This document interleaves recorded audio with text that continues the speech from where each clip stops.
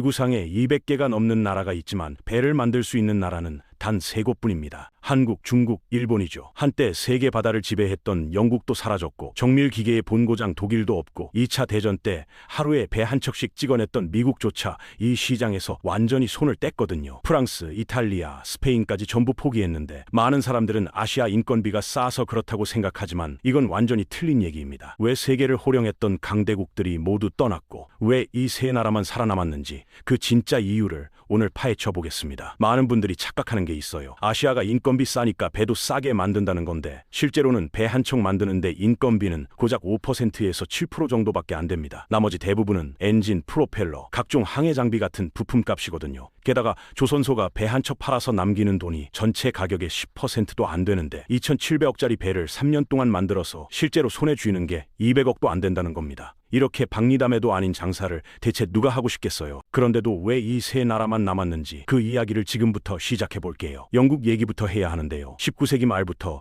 20세기 초반까지 영국은 조선업의 절대 강자였습니다. 타이타닉 기억하시죠? 그 엄청난 배도 영국에서 만들었고 대영 제국 해군이 전 세계 바다를 장악하던 시절엔 영국 조선소들이 매일같이 배를 생산해냈거든요. 그런데 두 차례의 세계대전을 겪으면서 영국 사회 전체가 바뀌었어요. 노동자 권리가 강해지고 복지 제도가 자리 잡으면서 임금이 급격히 올랐는데 영국 경제 자체가 수익률 높은 산업 위주로 재편되면서 배 만들어봤자 10%도 안 남는 조선업은 감당할 수 없게 된 겁니다. 1960년대부터 영국 조선소들이 하나 둘씩 문을 닫기 시작했고 결국 완전히 무너졌죠. 미국은 더 극적인 스토리가 있습니다. 1941년 일본이 진주만을 공격하면서 미국이 2차 세계대전에 참전했을 때 전쟁 물자를 운반하기 위해 미친 듯이 배를 찍어냈거든요. 4년 동안 화물선만 2,700척 이상 만들었고 캘리포니아에 있던 한 조선소는 하루에 배 한 척을 완성하는 기록까지 세웠어요. 문제는 전쟁이 끝나고 나서였습니다. 군대에서 쓰던 배들이 중고시장에 쏟아져 나오니까 굳이 새 배를 살 이유가 없어진 거죠. 미국의 거대한 조선소들이 줄줄이 문을 닫았고 지금은 항공모함이나 잠수함 같은 군함만 만드는 곳 몇 개만 남아 있습니다. 유럽의 다른 나라들은 조금 다른 길을 선택했어요. 독일이나 프랑스 같은 나라들은 일반 화물선 시장에서는 완전히 손을 뗐지만 대신 돈이 되는 틈새 시장으로 방향을 틀었거든요. 독일 조선소는 세계에서 가장 큰 크루즈선을 만들고 최첨단 잠수함도 만들면서 높은 이익을 유지하고 있는데 일반 화물선은 10%도 안 남지만 크루즈선이나 잠수함은 훨씬 비싸게 팔 수 있으니까요. 경제적으로 보면 이게 훨씬 똑똑한 선택이었던 겁니다. 결국 선진국들이 스스로 떠난 자리를 누군가 채워야 했는데 그게 바로 아시아 세 나라였죠. 일본 얘기를 해보면 1945년 일본은 원자폭탄 맞고 완전히 폐허가 됐잖아요. 그런데 얼마 지나지 않아 미국과 소련 사이에 냉전이 시작되면서 일본의 운명이 바뀌었어요. 미국이 소련을 견제하려면 아시아에 든든한 동맹이 필요했는데 일본을 그 역할로 선택한 거죠. 미국은 일본에 엄청난 돈과 기술을 쏟아부었는데 군함은 못 만들게 막았지만 일반 상선은 적극적으로 지원했습니다. 전쟁 때 군함 만들던 미쓰비시 중공업이나 가와사키 중공업 등 회사들이 화물선 만드는 쪽으로 완전히 방향을 틀었거든요. 1950년 한국 전쟁이 터지면서 일본 조선업이 폭발적으로 성장했어요. 미군 배들이 수리받으러 일본 조선소로 몰려들었고 한국으로 보내는 군수물자 실은 배 주문이 끊이지 않았습니다. 일본 조선소들이 24시간 쉬지 않고 돌아갔고 이때 벌어들인 돈이 전후 일본 경제를 살린 종자돈이 됐거든요. 1970년대 중반에는 전 세계에서 새로 만든 배의 절반 이상을 일본이 만들었어요. 일본이 정말 대단했던 건 단순히 배를 많이 만든 게 아니라 완벽한 시스템을 구축했다는 겁니다. 자기네 제철소에서 철판 만들고 그걸로 배 만들고 자기네 해운 회사가 그 배를 운영하는 구조를 완성했거든요. 정부 은행이 외국 회사들한테 낮은 이자로 돈을 빌려주면서 일본 조선소에서 배를 사게 만드는 금융 시스템도 처음 만들었는데 이게 나중에 한국과 중국의 교과서가 됩니다. 한국은 1970년대 초만 해도 배 만드는 기술이 거의 없었어요. 작은 어선 만드는 조선소 몇 개가 전부였고 큰 배는 만들어 본 적도 없었거든요. 그런데 박정희 정부가 조선업을 국가 핵심 산업으로 전업으로 지정하면서 1972년 현대가 울산에 세계 최대 규모 조선소를 건설을 시작합니다. 당시 해외 반응이 어땠냐면 배 한 척 제대로 만들어 본 적 없는 나라가 초대형 유조선을 만들겠다고 하니까 다들 비웃었어요. 영국 은행은 돈 빌려주는 걸 걸 거절했고 유명한 그리스 선박회사 사장은 아직 짓지도 않은 조선소에 돈을 던지는 거라며 코웃음을 쳤습니다. 근데 한국 정부가 직접 나서서 돈을 댔고 1974년에 첫 번째 배를 성공적으로 완성했어요. 한국이 성공할 수 있었던 비결은 미친 듯이 빠른 속도였는데 일본보다 납기를 20%나 앞당겼거든요. 24시간 3교대로 쉬지 않고 일했고 배 사는 회사 입장에서 배가 빨리 나오면 그만큼 빨리 돈을 벌 수 있으니까 한국 조선소로 주문이 몰린 겁니다. 용접 기술도 세계 최고 수준으로 끌어올렸어요. 배라는 게 결국 수만 개의 철판을 이어붙인 건데 이 용접이 조금이라도 부실하면 바다 한가운데서 배가 쪼개질 수도 있거든요. 한국 기술자들은 이 용접 기술을 극한까지 발전시켰습니다. 거기다 산업 생태계가 완벽하게 맞물려 돌아갔는데 포항제철이 배 만들 철판을 대고 두산이 엔진을 만들고 현대가 조립하고 한진해운이 그 배를 운영하는 구조가 만들어진 거죠. 한 회사가 잘한 게 아니라 나라 전체가 하나의 팀처럼 움직인 겁니다. 1990년대 후반에 일본을 완전히 추월했고 특히 LNG선이라고 하는 액화 천연가스 운반선 시장에서는 전 세계의 70% 이상을 한국이 만들었어요. LNG선이 뭐냐면 천연가스를 영하 160도까지 냉각해서 액체로 만든 다음 운반하는 배인데 이게 기술적으로 엄청 어렵습니다. 조금만 온도 관리가 잘못되면 가스가 새거나 폭발할 수 있거든요. 세계에서 가장 어려운 배를 가장 잘 만드는 나라가 된 거죠. 2000년대 초반에는 마침내 세계 1위에 올랐습니다. 중국은 2000년대 초반까지만 해도 조선업에서 별 볼 일 없는 나라였어요. 작은 배만 만들었고 품질도 별로여서 외국 회사들이 거들떠보지도 않았거든요. 근데 중국 정부가 조선업을 국가 전략 산업으로 찍으면서 완전히 다른 게임이 시작됐습니다. 2005년에 중국 정부 최고 위층에서 조선업을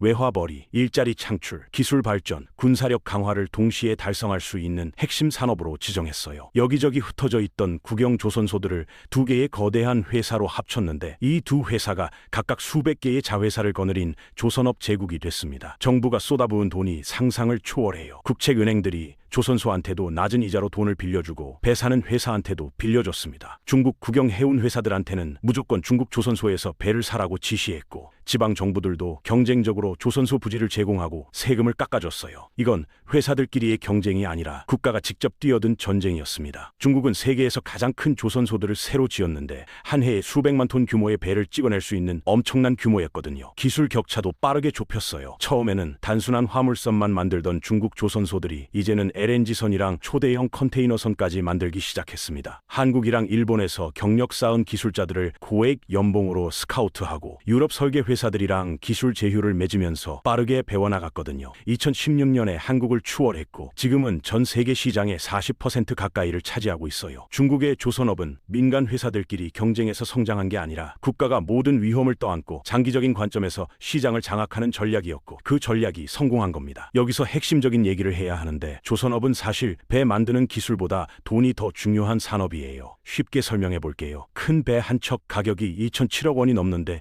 주문하고 받기까지 3년이 걸립니다. 배 사는 회사 입장에서 3년 후에 받을 배를 위해 지금 당장 2,700억을 낼 수 있을까요? 대부분 그럴 여력이 없어요. 그래서 은행한테 돈을 빌리는데 계약금으로 10%에서 20%만 내고 나머지는 대출로 충당하거든요. 배 사는 회사가 5,400억짜리 배를 주문하면 계약금 500억에서 1,000억만 내고 나머지 4,000억 넘는 돈은 은행에서 빌리는 겁니다. 근데 은행 입장에서도 이게 엄청 위험한 거예요. 배가 완성 안 되면 어떻게 해요? 배 사는 회사가 망하면요. 조선소가 망하면요. 빌려준 돈 다 날리는 거잖아요. 그래서 여기서 정부가 등장합니다. 한국의 산업은행이나 수출입은행, 일본의 국책은행, 중국의 개발은행이 하는 역할이 뭐냐면 만약 조선소가 배를 못 만들면 정부가 책임지겠다고 보증서를 써주는 거예요. 쉽게 말해서 국가가 뒤에서 이 거래는 믿을만합니다라고 도장을 찍어주는 거죠. 이 보증이 있어야 전 세계 배 사는 회사들이 안심하고 한국이나 중국, 일본 조선소에 주문을 넣습니다. 환불 보증이라는 것도 중요해요. 배 사는 회사가 계약금을 냈는데 조선소가 갑자기 망해버리면 어떻게 될까요? 그 돈 다 날리는 거잖아요. 한국 수출입은행은 이런 경우를 대비해서 조선소가 망해도 계약금은 돌려드립니다라는 보증서를 발급해주는데 이게 없으면 아무도 한국 조선소에 배를 주문 안 합니다. 수천억 원을 걸고 도박을 할 사람은 없으니까요. 일본이랑 중국도 똑같은 시스템을 운영하고 있어요. 다른 나라들이 이걸 못하는 이유가 있는데 나라 자체의 신용이 낮으면 정부가 보증해줘도 의미가 없거든요. 예를 들어 베트남이나 인도네시아 정부가 우리가 책임집니다라고 해도 세계 금융기관들이 그걸 믿지를 않아요. 왜냐하면 그 나라 경제가 흔들리면 정부도 약속을 지킬 수 없으니까요. 달러가 충분히 없어도 이런 거래 자체가 불가능합니다. 배 거래는 전부 달러로 하거든요. 그러니까 조선업은 배 만드는 기술이 있느냐가 아니라 돈을 빌려줄 능력이 있느냐의 싸움인 거예요. 금융 능력, 정부의 신용, 충분한 달러 보유량, 이 세 가지가 다 갖춰져야 하는데 이 조건을 충족하는 나라가 전 세계에 몇 개 안 됩니다. 조선소 하나 짓는데 드는 돈도 상상을 초월해요. 현대중공업 울산 조선소를 짓는데 1조 5천억 원이 들어갔거든요. 축구장 수백 개를 합친 것보다 더 큰 땅을 파서 배를 만들 수 있는 거대한 웅덩이를 만들어야 하는데 이걸 도크라고 하고 여기에 물을 채웠다 빼면서 배를 띄우는 겁니다. 1000톤을 들어올릴 수 있는 초대형 크레인도 설치해야 하고 수만 평 규모의 철판 조립 공장도 지어야 하고 용접 로봇 수백 대도 들여와야 해요. 문제는